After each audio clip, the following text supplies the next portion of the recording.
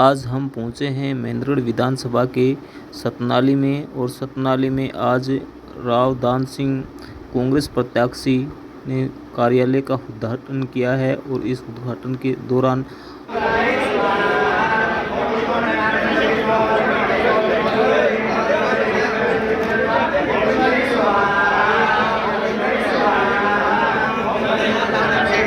क्षेत्र के सभी कर्मठ नेतागण, आदर और मान के सभी जिला परिषद ब्लॉक समिति के चेयरमैन व सदस्यगण, पूर्व चेयरमैन व सदस्यगण, ग्राम पंचायत के पंच सरपंच साहिबान, नंबरदार साहिबान, पिता तुल्य बुजुर्गों, जहां तक मेरी आवाज पहुंच रही हो, मेरी आदरणीय माताओं बहनों, नौजवान साथियों, प्यारे भाइयों और प्यारे बच्चों, सर्वप्रथम तो मैं आप सबसे माफी चाहता हूं कि समय तकरीबन 2 घंटे और विलंब से हुआ, लेकिन मुझे पूरा भरोसा है कि वर्तमान राजनीतिक परिस्थितियां और चुनावी समर के दौरान इस देरी को आप निश्चित तौर पे समझते भी हैं और आने वाले समय के लिए इस बात को ध्यान भी रखेंगे कि हम समय पर प्रयास करें पहुंचने का,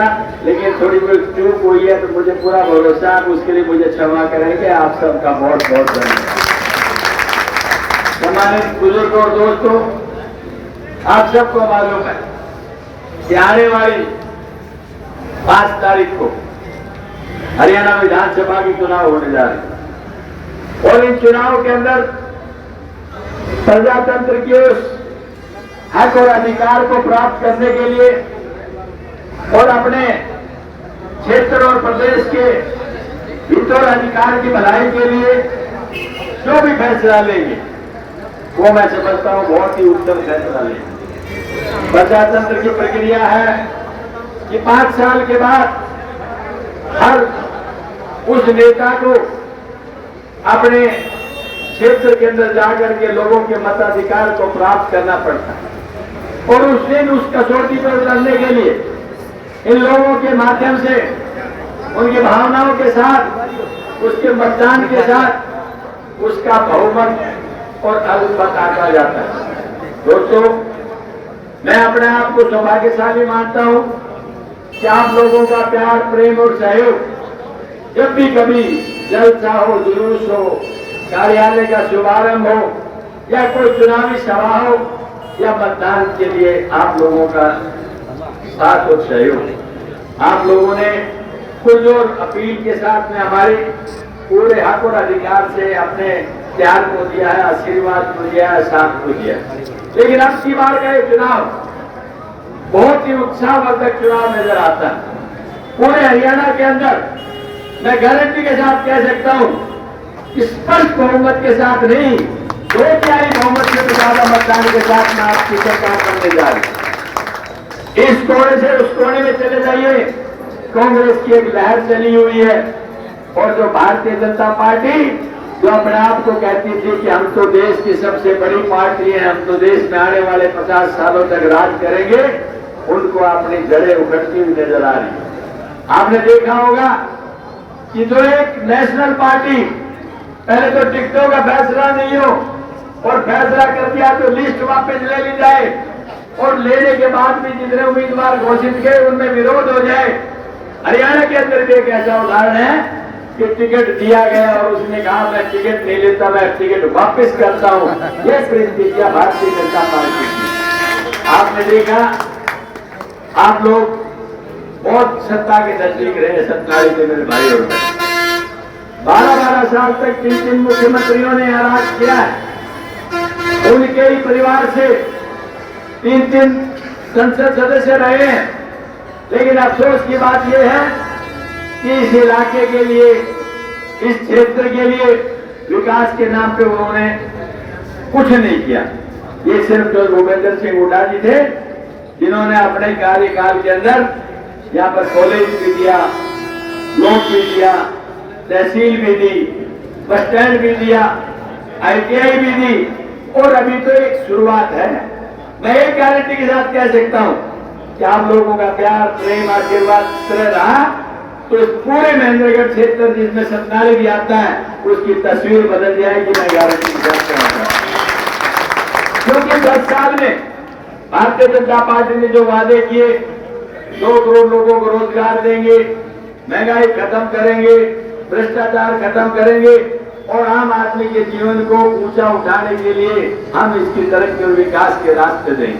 लेकिन मायूसी इस बात की है कि बेरोजगारी सर चढ़ के बोल रही है। सबसे ज्यादा बेरोजगारी आज कहीं है तो हिंदुस्तान में, हरियाणा में। जीडीपी जो हमारा 1 था वो सबसे नीचे चला गया। इन्वेस्टमेंट नाम की कोई चीज नहीं है, कोई बाहर से उद्योग आया नहीं है। आप मुझे बताइए हमारे नौजवान बच्चों का भविष्य क्या है? घर में जाएं तो रोजगार की पुकार, कॉलेज में जाएं तो पैसे की जरूरत, और जब पास हो जाएं तो नौकरी के लिए भर भर ठोके खाते हैं।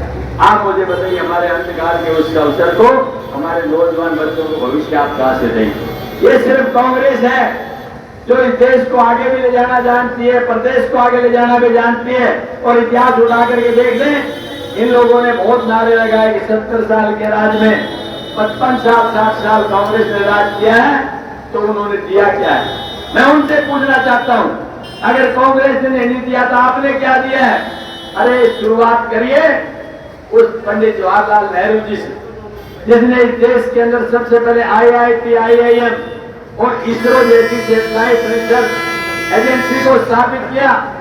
उसके बाद इंदिरा जी आई, जिसने श्वेत क्रांति ला करके हिंदुस्तान में, ग्रीन क्रांति ला करके हिंदुस्तान में पाकिस्तान के 2 टुकड़े बनाकर बांग्लादेश जैसे एक देश जोड़ने के लिए दुनिया में, और फिर उन्होंने अमेरिका और पाकिस्तान को सबक सिखाने की बात कही, यह पाकिस्तानी हुक्मरानों या तो तुम मान जाओ वरना मैं तुम्हें वो सबक सिखाऊंगी कि दुनिया का नक्शा पलट दूंगी। और दुनिया का नक्शा पलट के उसने दिखाया।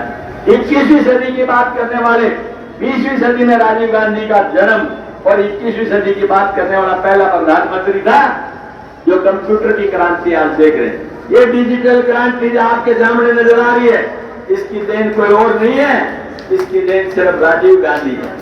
जो मोटरसाइकिल और कारों की बात आती है, इस देश में 2 ही मोटरसाइकिल कारें होती थी, एम्बेसडर और फिएट। आज 5-5 नहीं 12-12 करोड़ की गाड़ियां हिंदुस्तान में बनने लगी। इसकी शुरुआत किसी ने की थी तो संजय गांधी जी ने मारुति से शुरुआत की थी। दोस्तों, आज वो लोग कहते हैं कि कांग्रेस ने क्या किया? अरे ये सैटेलाइट जो बनाया ये कांग्रेस की देन है। APJ अब्दुल कलाम जैसे राष्ट्रपति रहे, आज मिसाइल मैन के नाम से दुनिया में जाना जाता है, ये कांग्रेस की देन है। और भाई एटम बम का जो ब्लास्ट करके न्यूक्लियर पावर हिंदुस्तान बढ़ा, वो भी देन किसी की है तो इंदिरा जी की देन है।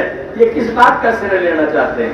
ये झूठी बातें, झूठे वादे और झूठ के अलावा इनकी राजनीति के अंदर कुछ भी नहीं है। ये फैसला इस महान जनता ने करना है कि हमें झूठों के साथ जाना है या सच्चों के साथ, हमें बैकवर्ड के साथ रहना है या विकास करने वाले अगड़ों के साथ। और मैं समझता हूं हमारी नौजवान पीढ़ी आने वाले भविष्य को समझती है, और आप और हम सब लोग मिलकर के इस बात को निश्चित तौर पे पहचानते हैं कि इन लोगों ने हमारे प्रदेश और देश को बहुत पीछे कर दिया है। अब समय आ चुका बदलाव का, और वो बदलाव क्या होगा? सत्ता परिवर्तन का। और जब सत्ता परिवर्तन होगा तो फिर आपको देखने के लिए मिलेगा वो विकास, वो इंफ्रास्ट्रक्चर, नौजवानों का भविष्य, वो रोजगार, महंगाई पे कंट्रोल, और भाई लैंड ऑर्डर की बात भी आपके सामने। अभी 4 दिन पहले एक महिला को श्रेयाम गोलियां मार के हत्या कर दी गई इसी क्षेत्र के अंदर, जो इससे पहले कभी देखने के लिए नहीं मिली थी। उस कानून व्यवस्था को भी बड़ी सख्ती से लागू करने का अगर कहीं अवसर आएगा तो कांग्रेस पार्टी करेगी। मैं तो मेरे सरकारी क्षेत्र के साथियों से एक निवेदन करना चाहता हूँ। आपने अनेकों राजनीति देखी है, कुर्सियां बदलती रही, नेता बदलते रहे, मुख्यमंत्री बदलते रहे, मंत्री बदलते रहे, लेकिन अब की बार जो सरकार बनेगी, जो भूपेंद्र सिंह हुड्डा जी के राज में, वो इस प्रदेश को खास तौर पर और इस क्षेत्र को विशेष तौर पर एक तरक्की के रास्ते पर ले जाने की बनेगी। अगर आप तरक्की चाहते हैं तो सिर्फ एक ही विकल्प है, वो विकल्प है कांग्रेस, और एक ही विकल्प है, वो विकल्प है आने वाले समय में जो भूपेंद्र सिंह हुड्डा का मुख्यमंत्री बनना। मैं विश्वास और अपेक्षा करता हूं कि मेरे सारे भाई इसको दिल की गहराई से समझेंगे। ये सिर्फ शांति के जीतने की बात नहीं है, इस प्रदेश में एक आंधी चली हुई है और उस आंधी के अंदर अगर हम लोग उसको आगे बढ़ाते हैं और तूफान बना देते हैं तो निश्चित तौर पे आपका परचम, आपका झंडा उस शिखर पर लहराएगा जिसका आपने कभी सोचा नहीं था। रही बात 3-4-5 बातें और कहना चाहता हूं। अपने राज्य के अंदर जब ये सेंट्रल यूनिवर्सिटी बनाई गई तो मेरा एक प्रपोजल था कि सेंट्रल यूनिवर्सिटी से लेकर के कुमारों के ढाणी तक का रास्ता 4 लेन से जोड़ा जाए ताकि हमारे यहाँ से रोजाना यूनिवर्सिटी की स्पेशल बसें चलें और हमारे घर में हमारी बहन बेटियां जो दिन में घर से सेफ और सुरक्षित बैठे और शाम को पढ़ करके सेफ और सुरक्षित अपने घर पर वापस आ जाए। इन्होंने आते ही उस पर काटा मार दिया। हमने सोचा था कि सेंट्रल यूनिवर्सिटी यहाँ है, सीधा कनेक्शन इसका खुडाना के अंदर IMT से हो जाएगा और वहां पर मारुति जैसे बड़े बड़े उद्योग आएंगे तो सीधे कनेक्शन से इस सतनाली का भविष्य उसी तरह से बदलेगा जैसे कि गुड़गांव का भविष्य बदला है। लेकिन इन्होंने IMT हटा दिया और IMT हटा करके IE बना दिया। यानी बिल्कुल छोटा सा 150 एकड़ के अंदर बनने वाला। और भाई सबसे बुरी बात यह है कि सेंट्रल यूनिवर्सिटी में एक मेडिकल कॉलेज प्रस्तावित था। भगवान न करे हमें जरूरत पड़े, लेकिन हमारी बीमारी किसी से पता नहीं पूछती। अगर IMT बन जाता तो हमारे जो भाई हैं, हमारे बहन है जो दुर्भाग्य से जिनको हॉस्पिटल की जरूरत पड़ती है, चाहे वो एक्सीडेंट हो या बीमारी हो, जब हॉस्पिटल में जाता है तो हमारे यहाँ पर 2 ही शब्द लिखे जाते हैं, refer to Rohtak, refer to Jaipur, refer to Delhi. हम चाहते हैं कि मेडिकल कॉलेज बने, 1000 बच्चों का MBBS हो, 10,000 बच्चों के लिए यहाँ पर रोजगार स्थापित हो। उस दिन आप देखना इसका भविष्य क्या होगा। और भाई एक और उसको भी आपने काटा मार दिया। एक और हमारा प्रपोजल था कि महेंद्रगढ़ को सीधा माड़ेसर पचगावा से जोड़ देगा। आप कनीना जाते हैं तो कनीना से राइट साइड को घूम करके धारवेड़ा होकर वापस आप रेवाड़ी की तरफ आते हैं।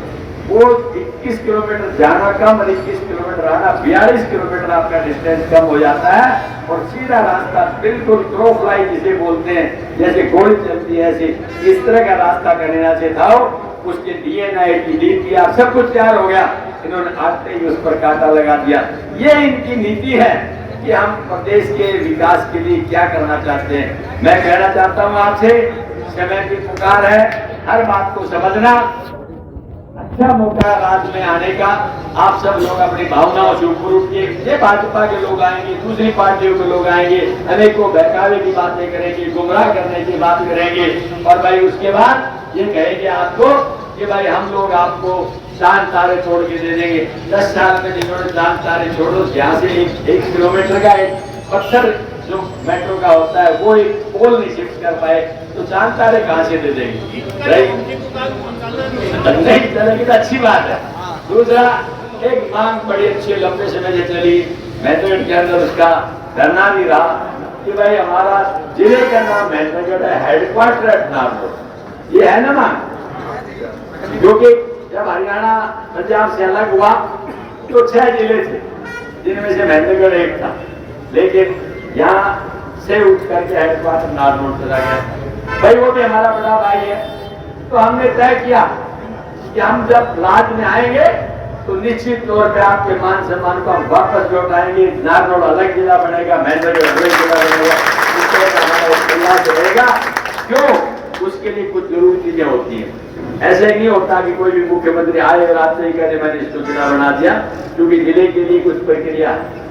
सब डिवीजन कितने होने चाहिए, जनसंख्या कितनी होनी चाहिए, तहसील कितने होने चाहिए, ब्लॉक कितने होने चाहिए, उसकी शुरुआत हमने बहुत पहले से कर रखी है। जब तो भूपेंद्र सिंह हुड्डा जी थे कि तहसील सतनाली, सब डिवीजन महेंद्रगढ़ और सब डिवीजन कनीना एक पार्ट, तहसील नागर बस अकेली, सब डिवीजन नारनौल और सब डिवीजन नागर चौधरी एक पार्ट हो गया।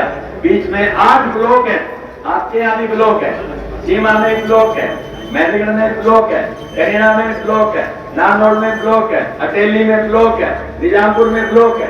यानी मेरे कहने का मतलब यह है बेसिक रिक्वायरमेंट जितनी भी है उन सबको पूरा करके हमने प्रयास किया है कि वक्त आए और साथ दें आप सब लोग, तो निश्चित तौर पे आपके मान सम्मान को वापस लौटाया जाए और आपको 2 जिले दिए जाए, 1 जिले दिए जाए, 2 जिले दिए जाए।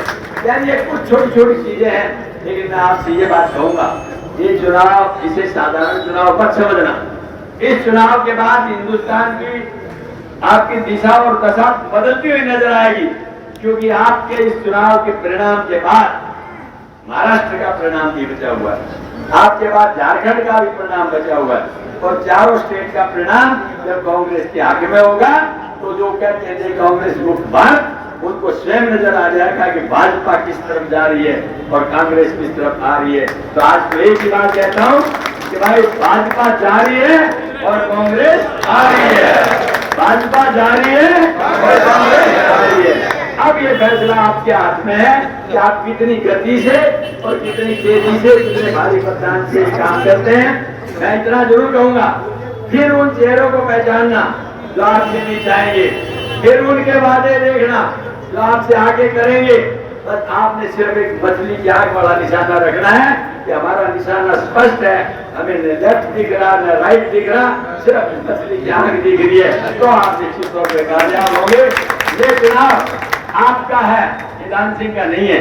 ये चुनाव तो भूपेंद्र सिंह हुड्डा का नहीं है, ये चुनाव कांग्रेस का नहीं है, ये चुनाव जनता का है और भारतीय जनता के खिलाफ है। फैसला आपके ऊपर है। आप सब लोग यहाँ आए, आपने हौसला दिया, और मैं आशा करता हूँ कि जैसे गांव का प्रोग्राम बनेगा, मैं आपसे एक और निवेदन करता हूँ, गांव का चुनाव बनेगा उससे पहले दिन जो भाई है उनमें से चाहे मैं आओ चाहे अक्षर साहब कोई आएगा, उनसे राय मशुरा करेंगे, और अगले दिन जब प्रोग्राम बनेगा तो बड़े जोश खरोश के साथ में आपने प्रोग्राम आयोजित करने हैं। क्योंकि पंजाब तत्व में कहा जाता है कि ताकत बच्चे का बुखार नहीं जो थर्मामीटर से आप नापते हैं। ये जनता है जो यहाँ खड़ी है, ये जलसे जुलूस रैली और काफिले के माध्यम से नापी जाती है, वो आप अच्छी तरह समझते हैं। इतने सफलता से उसका आयोजन करना कि विपक्ष वाले विरोधी पार्टियां वहीं पर धराशायी हो जाए और आपका परचम सीधा ऊंचा उठता हुआ चला जाए। इन शब्दों के साथ आप सबका बहुत बहुत धन्यवाद। बीजेपी छोड़ के आए हैं, इधर लौटेंगे, प्लस ऐसा सारे भाइयों के लिए प्रसाद ला रखा है, वो प्रसाद लेकर के जाना, आपने ऐसे नहीं जाना, ऐसा नहीं। बस ये मेरा निवेदन है, अगर कोई बात करेंगे तो बीजेपी छोड़ के आए। श्री प्रीतम सिंह जी दिग्रोता गांव से है, बीजेपी छोड़ के राव दान सिंह जी के नेतृत्व में आज कांग्रेस ज्वाइन करते हैं। प्रीतम सिंह जी दिग्रोता, सोमपाल जी दिग्रोता से, ये भी बीजेपी छोड़ के